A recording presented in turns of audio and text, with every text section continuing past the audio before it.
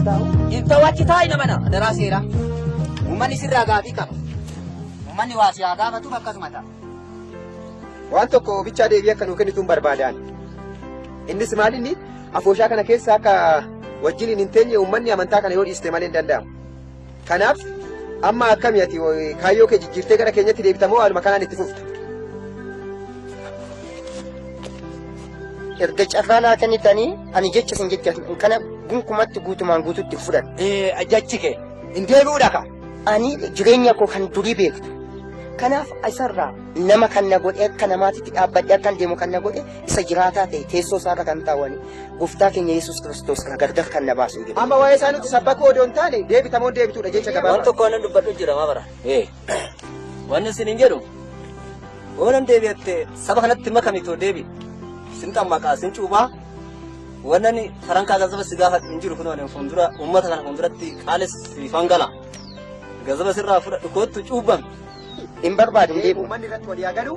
Abboo bakka nuun jeeqni amma ergaa hin deebi'u jettee dhiisu.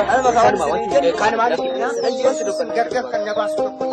Obbo Badhaasaa jedhu har'a kaasee afooshaa maaraajii keessaa kadhameera.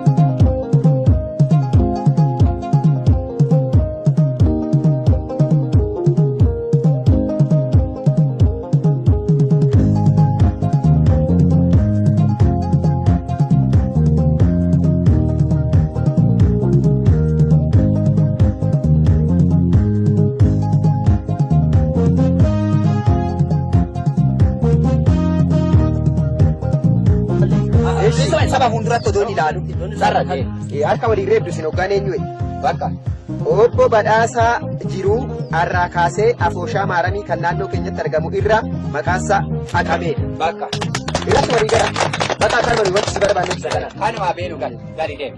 Amma jaarsi biyyaa ina baarraa namichi kun immoo biyya keenya irraa gadi lakkisa. Namicha kana waaqni qe'eessaarraa isaa kaasa. Horii isaarraa isaa kaasa. Qe'eessaa nagaan argatin. Daa'imni isaan guddatin. Jilboon jetteen qabatiniin. Waaqni isaa gogsa. Biyya kanarraa isaa kaasa. Egaa gadaan gabbina. Ittiin waa dabalan isaan. Egaa ka yaa sabannana ani wantan dubbadhu wantan biraan qaba.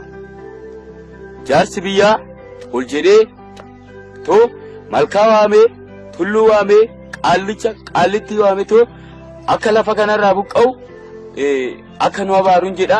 Anis immoo billaa kootiin abidda kootiin amman mana isaa seenee mana isaa diigaa amma jaarsi biyyaa ol jedhaa too nu abaara. Kanadha. Kanuman dubbadhaan fixan. Egaa kan isin jettan tolaadha tolaan nu haa ga'u.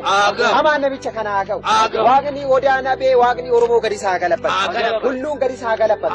Abdaariin gadi isaa galabbatu. Horii isaan hin dagaaginiin hilooriin ilboosaa sanyii isaa lafa kanarraa isaa kaasa. Egaa kaa gadaan gabbina. Gabbisi waa. Bakka eenyuudha harka keessa walitti rukutaa kana.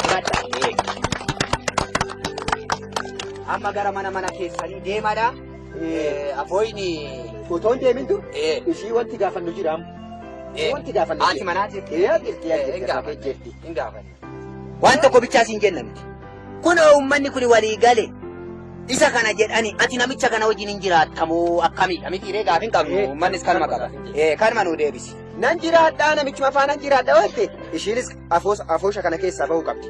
Lakkii immoo jiraadhu ani akkuma isin jiraattanitti jiraadha namicha kana gadi lakkiseen bahaa jette. Afooshaa keessaa jiraattu homaa rakkinni hin jiru. Rakkinni wanti ishee irra qabu hin jiru. Kanuma. Isa kana deebiidhu jiranis. Eshi. Birri saba kaagubaayee kaffaladhati.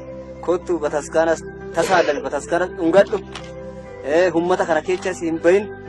Inni yoo si gate obboleettitu ati yoo inni saree ta'e ajjiiniin saree hin ta'inati. Ati iddiri kana keessa isa akka sin dhaqne kana bichaan adaraa siin jedha.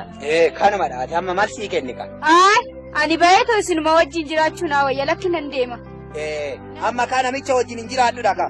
Nan deema lakki nan deema. Bakka kanuma kamaa waan qabdu tokko tokkoon gatii bahi da'u urkusiidha isaa saamaa. Ara inni tabalaashechee maali? Waan tokko farankaa guddaa qabattee hin bahin. Karaarallee teechee kadhattee fudhachuu si wayya malee inni bakka amma camaallaqsiise umaa wanti bu'aa qabu jiru miin isaa. Minaan masaatu nyaatiin mana sanii eenyu hojjetu. Kana wanti nuyi si gorsinu irra guddaan. Kanuma dubbanna kaanitti. Amma finne irraa hundumti keessanuu kaatanii gara jiru keessanii deemadhaadha.